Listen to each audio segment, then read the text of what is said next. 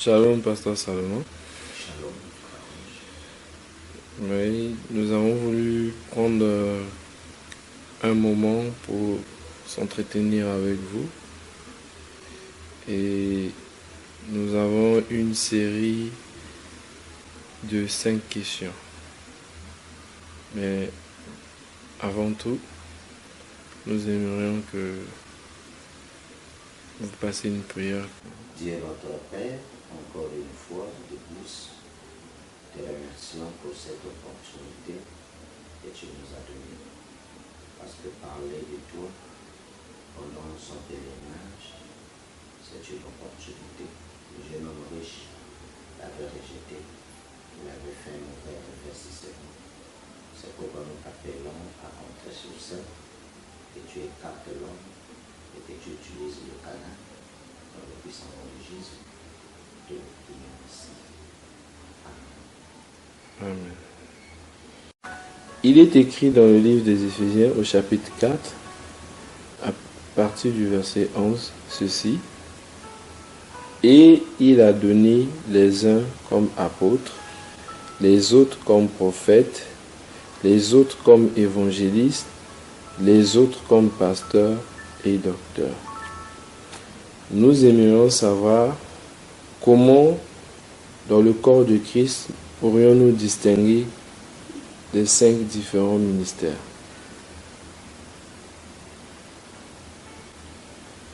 Merci beaucoup, mon précieux frère, pour cette question.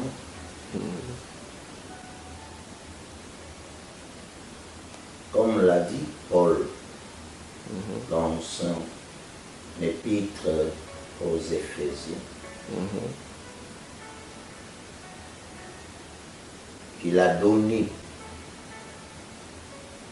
le même esprit de Dieu en agissant dans l'Église. Il a donné aux uns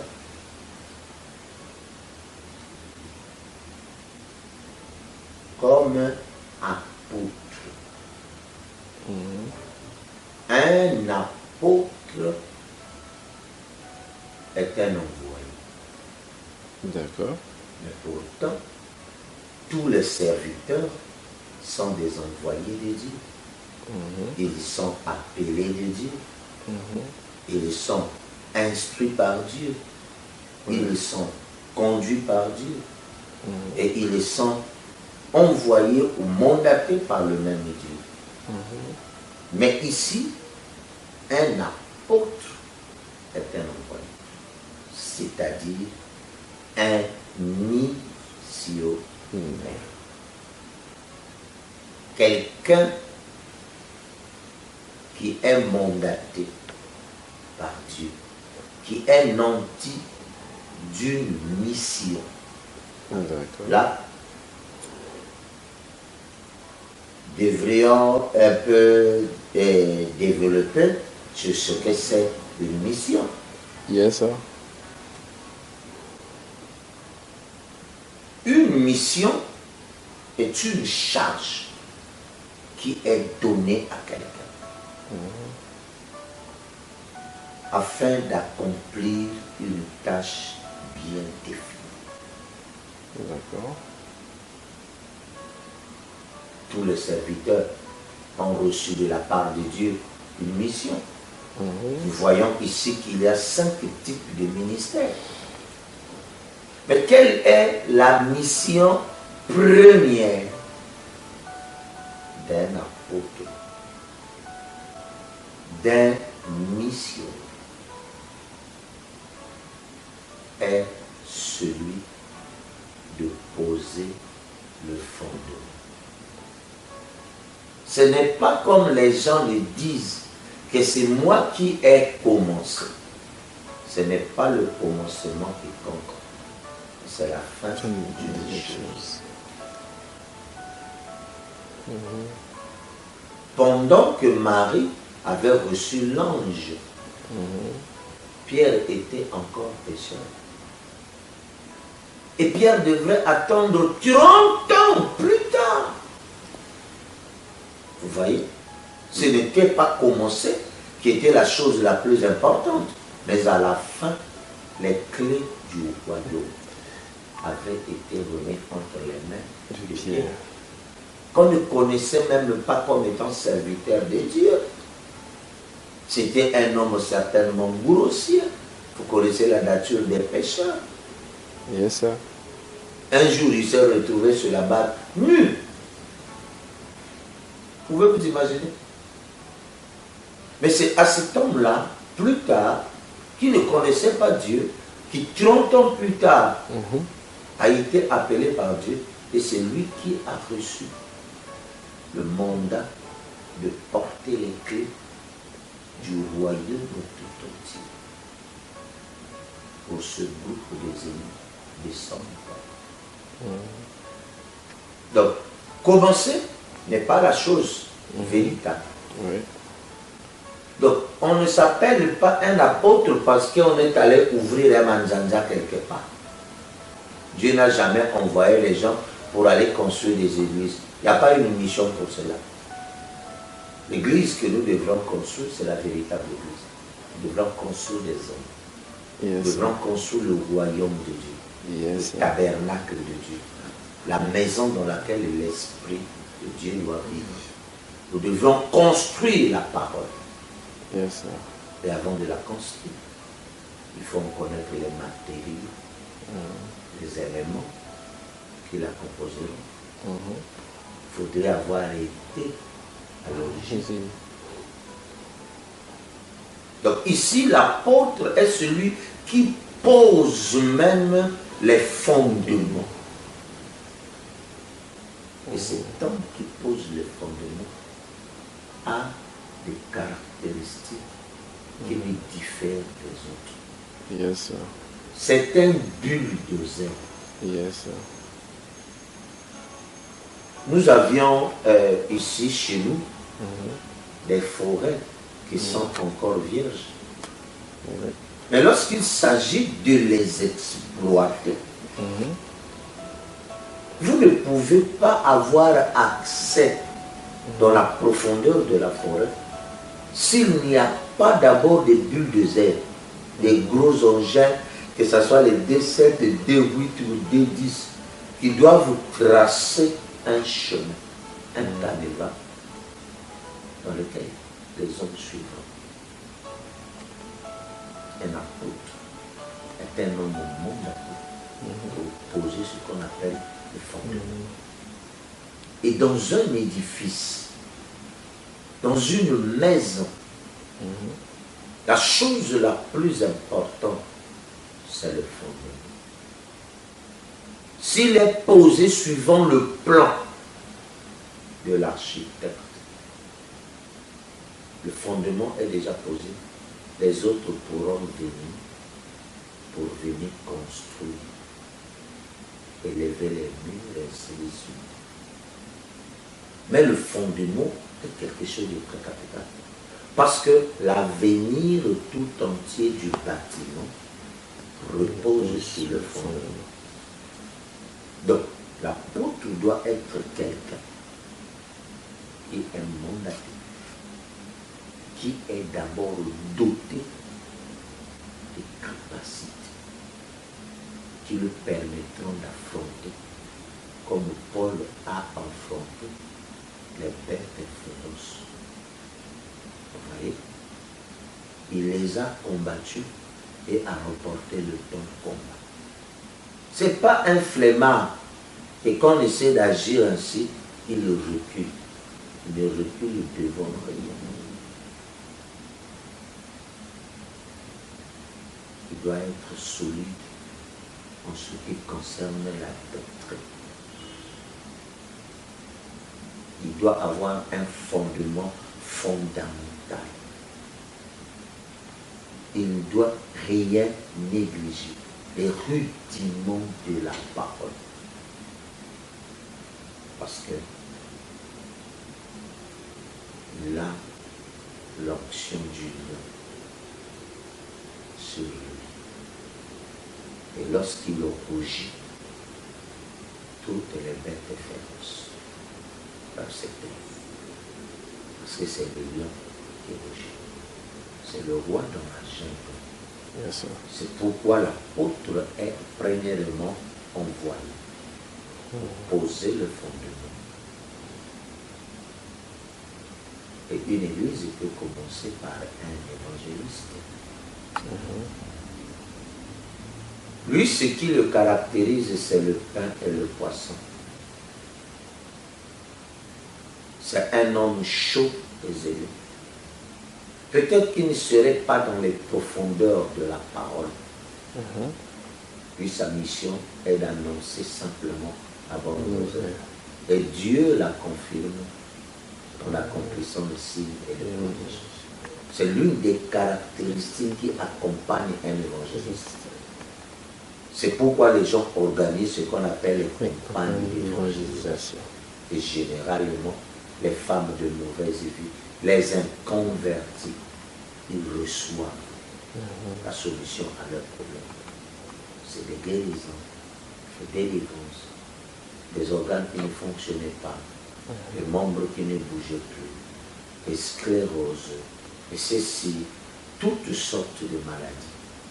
Mais quand l'évangélisation vient, et que la parole de votre temps est prêchée avec puissance, Dieu est dans l'obligation de descendre de l'agir pour confirmer que c'est moi qui ai agi. C'est moi qui suis au milieu d'eux. Et c'est des gens qui rassemblent les fous. Un apôtre ne rassemblerait peut-être pas les fous parce qu'il bouscule les religions. Il ne se soucie pas de qui ça blesse, de quoi ça fait. Il s'en disait que tu sois arbuste ou un petit arbre ou arbre moyen ou un baobab, l'engin, le bulle des ailes va te renverser. Tu quitterais devant lui. Parce qu'il a un travail, une mission, et d'ouvrir un canal pour que l'exploitation puisse se faire, pour que la forêt soit accessible. C'est ainsi que c'est un nombre très important pour nous, l'apôtre. Il doit avoir son docteur. Parce qu'il doit, l'apôtre doit avoir son docteur. Tout ministère doit avoir son docteur. Parce que l'enseignement, tout ministère peut enseigner. Mais quand c'est le spécialiste, c'est l'agrégé, c'est différent. Yes, sir. C'est différent. Vous n'allez pas prendre un je ne sais qui, tel écrivain, et venir le mettre devant Théophile Obenga. C'est un agrégé en histoire, en égyptologie. Yes, après Cheikh Anta Diop, c'est lui. Yes, sir. Tout le monde est obligé de s'écarter, de fuir, de les traiter d'extrémistes. Qu'il est trop tranchant, qu'il est égocentrique. Mais moi, je préfère un homme comme celui-là. C'est un bulldozer. Où ça passe, où ça casse. Où c'est ça, où c'est pas ça. Il n'y a pas de demi-mesure. Et lui, il tranche. Un apôtre tranche. Yes, sir. Mais il doit être équilibré. D'où il aura besoin d'un enseignant, Yes, un sir. docteur. Yes, sir. Et dans le domaine naturel, le doctorat, on l'obtient après plusieurs années d'études. Yes, sir. Tu as eu ton bac, tu passes ta première année, ta deuxième année, tu as ton deuxième.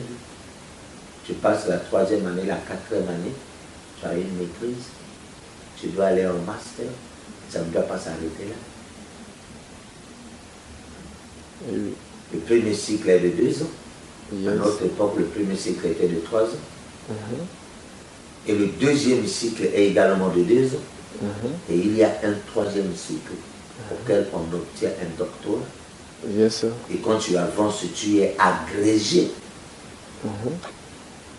Tu dis qu'on peut appeler un patriarche. Un vieux routier. Il connaît tous les détours du chemin. Nous avions besoin de ce genre de individu-là. Donc l'une des caractéristiques de ce ministère est la réconciliation des Écritures qui semblaient se contredire. La Bible en est pleine. Il n'y a pas une seule confusion ou une seule contradiction dans la Bible. C'est parce que quand les gens les voient, le problème c'est qu'ils ne sont tout simplement pas enseignés. S'ils étaient enseignés, leur enseignant aurait éclairci tous les points sombres. Toutes les contradictions se seraient envolées et le spectacle lumière apparaîtrait devant lui et il marcherait dans la vérité. Et comme ils ne sont pas enseignés, ils n'ont pas des docteurs, comme les gens le disent, et nous ne sommes plus dans l'âge de l'enseignement, que l'enseignement a failli. C'est l'une des choses que même le prophète n'a pas fait. Lui qui a été mandaté un prophète, c'est un don. C'est une capacité de vivre dans les deux mondes. Un prophète n'a pas besoin de dormir pour avoir une vision. Les deux consciences sont comme superposées. Son subconscient et son état conscient sont proches, sont comme collés. Il n'a pas besoin de dormir comme toi et moi pour avoir un sage. Ce qui fait que les choses des gens lui sont révélées constamment. Qu'il faut qu'il soit vraiment un homme de caractère. Parce à supposer que tu arrives dans une famille et que la femme du monsieur que tu es venu voir sort avec le voisin. Que ferais-tu? Tu dirais ainsi dit le Seigneur, toi madame Intel, tu sors avec le voisin, mais il risque d'y avoir un mordant.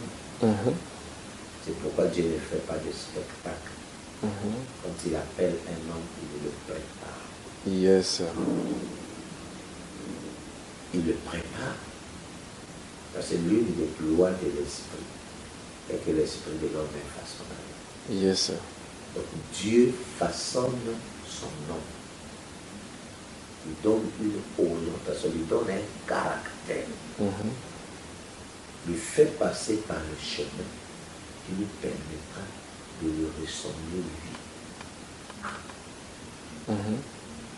Donc l'enseignant est l'un des ministères dont l'Église a besoin. Parce que c'est lui qui amènera le spectacle lumière. Si les gens refusent les enseignants, ça veut tout simplement dire qu'ils doivent aller se taire, qu'ils doivent vivre à l'écart de la lumière. Parce qu'ils seront dans la cacophonie. Comment est-ce qu'ils éclairciront les points de doctrine qui s'élèveront? Comment? Les contradictions qu'eux semblent voir, ces confusions seront ôtées de leur esprit de quelle manière? S'ils ne reçoivent pas des véritables enseignements. Ils tomberont dans le cadre de pentecôtisme. Ils disent qu'après que nous avions reçu le Saint-Esprit, on n'a plus besoin que quelqu'un nous enseigne. Mais l'enseignement est fondamental. Famara nous dit, j'ai été tout sauf un docteur. Et il avait l'Iran. Il avait ce docteur toujours à ses côtés. C'était dans le but de redresser, d'éclairer. Il était le prophète. Mais le docteur éclairait la chose. Il amenait la lumière, une lumière plus grande. Lui n'avait pas de mots pour expliquer certains faits. C'est pourquoi il disait, si j'étais à l'école, si j'étais un érudit, j'aurais su comment expliquer ces choses. Donc nous voyons que la parole a été apportée par un Jean-Baptiste qui n'avait qu'un langage rudimentaire, qui n'a parlé que selon l'environnement de son époque, alors qu'il a vécu dans la nation la plus développée du monde, la première puissance, qui possédait la plus grande technologie. Mais le messager que Dieu a utilisé, c'était quasiment un analphabète, imprimé rien. C'est pourquoi Dieu a ouvert la voie que William Branham ait des encyclopédies et qu'il plonge dans la lecture. Parce que vous devrez lire et écrire. La lecture pour acquérir le savoir, la connaissance, en sachant que la bonne marche d'un chrétien dépend premièrement de sa connaissance. Yes, sir. Et la connaissance, on la reçoit de quelle manière? Lorsque l'on va lire, lorsque l'on va écouter. Vous voyez? Yes, sir. Celui qui lit est béni, celui qui écoute est béni. Yes, sir. Mais celui qui garde ces choses qui sont écrites est au-dessus d'eux. Amen. Donc nous voyons par là que la position du docteur est une position fondamentale. C'est un éclaireur. On pourrait croire que c'est même un prophète. Il est vrai que chaque ministre dans le Nouveau Testament est un prophète. Tout prédicateur dans le Nouveau Testament est prophète. Mais je parle ici de prophète étant que ministère. On ne devient pas prophète. On ne devient pas prophète par imposition de Dieu. Non, non. C'est un talent. On est avec. Yes, sir. Dieu pouvait dire à Jérémie, avant que tu ne fusses formé dans le sein maternel, je t'avais établi. Je t'avais appelé prophète des nations. Yes, sir. Et je t'établis comme une ville forte. Dieu rappela au jeune Jérémie qu'il n'était pas une créature du temps. Non. Que ce qu'il faisait, qu'il devrait faire, il l'avait reçu bien avant qu'il ne vienne au monde. Bien avant que son papa et sa maman ne se croisent. Donc le temps que vous recevez de Dieu, c'est quelque chose de précieux. Yes, sir. Il n'y a pas de prix.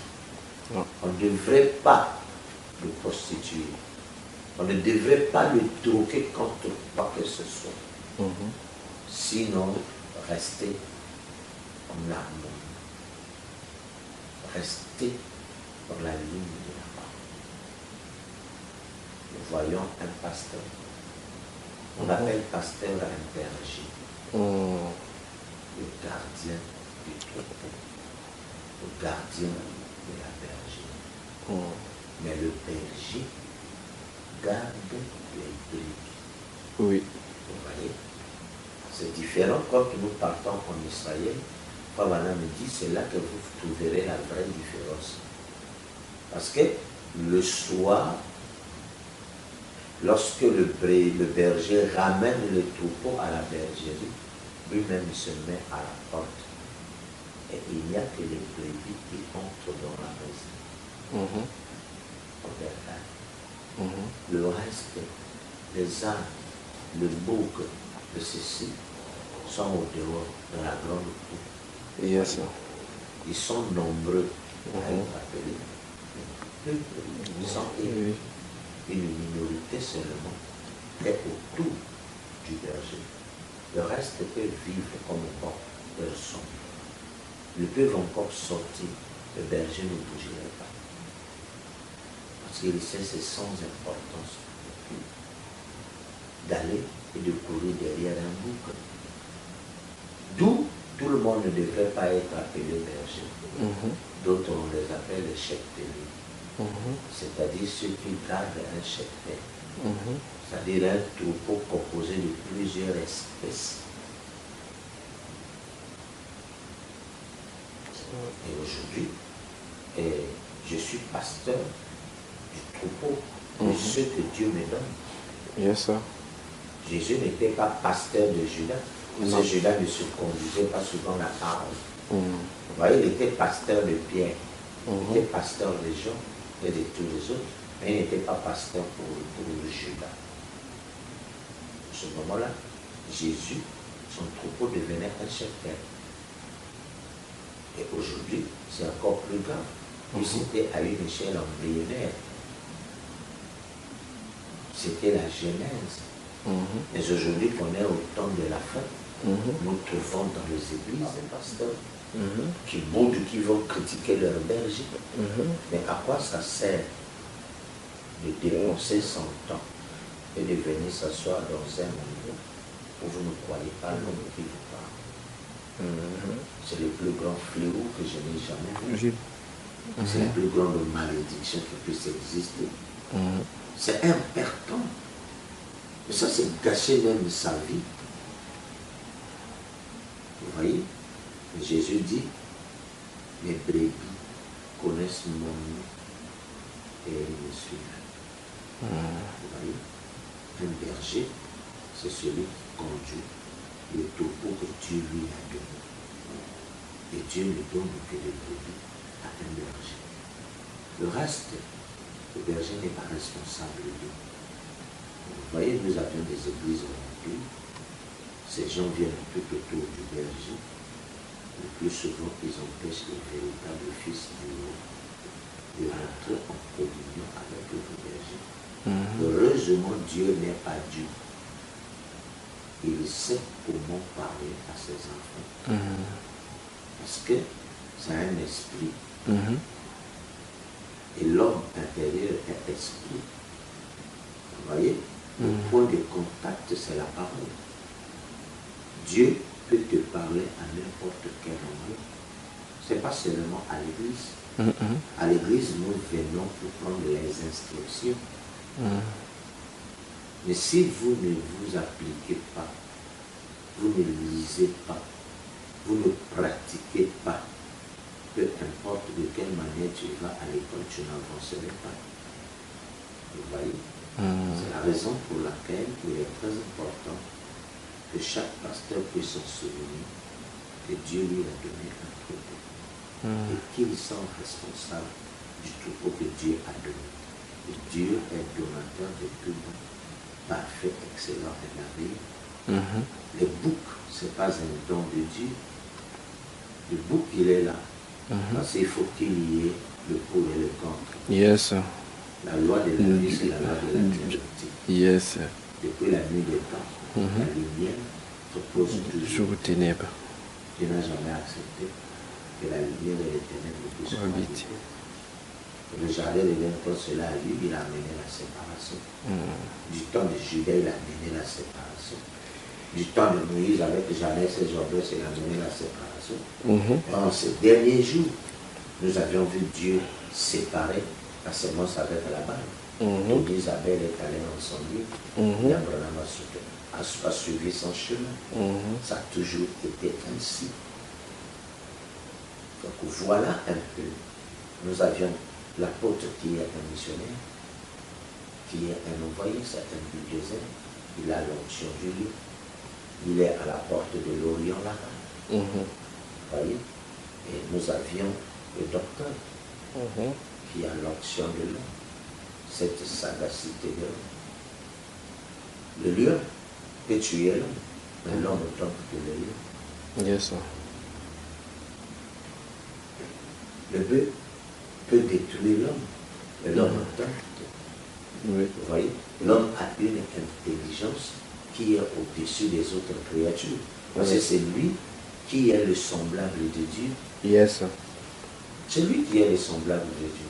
Donc cette porte, les gens ne doivent pas la négliger. Pour que vous ressemblez à Dieu, vous devriez recevoir de véritables enseignements. Parce que c'est eux qui amènent l'image et la ressemblance. Je peux avoir écouté un apôtre, c'est bien, mais cela n'est pas du tout suffisant. Yes. Le positionnement, le placement, frère l'hiver, je crois que l'enseigne. La prédication est une bonne chose. Yes. Et cela est comme ramener quelqu'un de la prison en prison, c'est la police. Vous voyez, essayez de suivre les gens. Un enseignement va au-delà de ça. Yes. Je ne peux pas être là en train de suivre les gens, sinon je manquerai à la mission que Dieu m'a donnée. Yes. Mon travail, c'est de sonder, étudier les Écritures et apporter le spectacle lumineux. Quand ils verront, quand ils comprendront ce qu'ils devraient réellement être, tout change. Yes. Voilà le problème. Donc nous amenons la ressemblance, c'est-à-dire prendre les gens qui sont dans la basse-cour et les amener, les placer sur le trône de Dieu. Et si vous asseyez sur le trône, en ce moment-là, Dieu ne sera plus visible. Yes. Parce que Dieu serait incarné en vous. Et vous êtes le voile même de Dieu. Et une fois qu'on vous touche, c'est les 10 000 voix. C'est la fin de toute chose, c'est la destruction. annihilation totale. Donc vous devenez éternel avec lui, puissant avec lui. Parce que Dieu ne sera plus puissant. Il aurait pris toute sa puissance et l'a placée en vous. Voilà les choses qui sont très capitales. Yes, sir. Le berger doit être là pour garder le troupeau. Faire ce travail, l'évangéliste doit courir pour aller proclamer le nom de Jésus. C'est pas ça qui amènera le placement. L'enlèvement viendra quand l'Église connaîtra sa position, quand l'Église aurait reçu les docteurs, que Dieu les aurait envoyés. Yes, sir. Cela est très important. Et si Dieu vous a envoyé un docteur, qu'est-ce que vous cherchez encore? Le placement, vous l'avez reçu. Écoutez, mettez en pratique, appliquez les lois qui vous sont enseignées, la parole qui vous a été donnée par un véritable envoyé de Dieu. Yes, sir. Comme le docteur Is. Yes, sir. Vous ne pouvez pas parler de moi-même. Il est fils d'un docteur. Un docteur ne va pas engendrer un apôtre. Non. Je suis vraiment désolé. Chaque espèce doit se multiplier. Vous voyez, chaque semence se multiplie selon son espèce. Un docteur qui engendre un apôtre, c'est bien. Mais dans le ministère, c'est la loi de la reproduction. Yes, sir. Oh, apôtre, abouti, docteur, c'est quand même bizarre. C'est quand même bizarre, mais c'est passé. Yes, sir. Le champ de docteur produirait des docteurs. Cela est très important. La loi de la reproduction est capitale, on ne l'a pas fouillé à la fin. C'est pourquoi ce ministère, Dieu l'avait réservé pour ce temps de la fin. Pour que Daniel se repose et voit, il rentre dans son héritage, qu'il soit placé. Et ils attendent de tous, durant les âges, la manifestation de cette vérité. Vous voyez, Pabanam a attendu, il a aspiré, il dit au Seigneur, j'aimerais voir ce jour où les vrais enseignants se tiendront debout et chasseront les ténèbres. Yes, sir. C'est la lumière qui chasse les ténèbres, on ne va pas faire la guerre contre les gens. Non, non, non. Non. Apportons la lumière et la vie des gens va s'éclaircir. Les gens seront délivrés. Parce que le contestataire ne sera plus celui qui les tourmentait, ne sera plus. La lumière serait tellement grande que lui, il est tellement sombre qu'il ne pourra plus se présenter devant ces gens-là. Donc voilà le secret. Pourquoi insulter les gens? Pourquoi pousser les gens de force? Alors que nous avions les instruments pour façonner les gens. Que Dieu nous bénisse richement. Amen. Merci beaucoup. Cela va vraiment droit au cœur et nous a beaucoup édifié. Merci.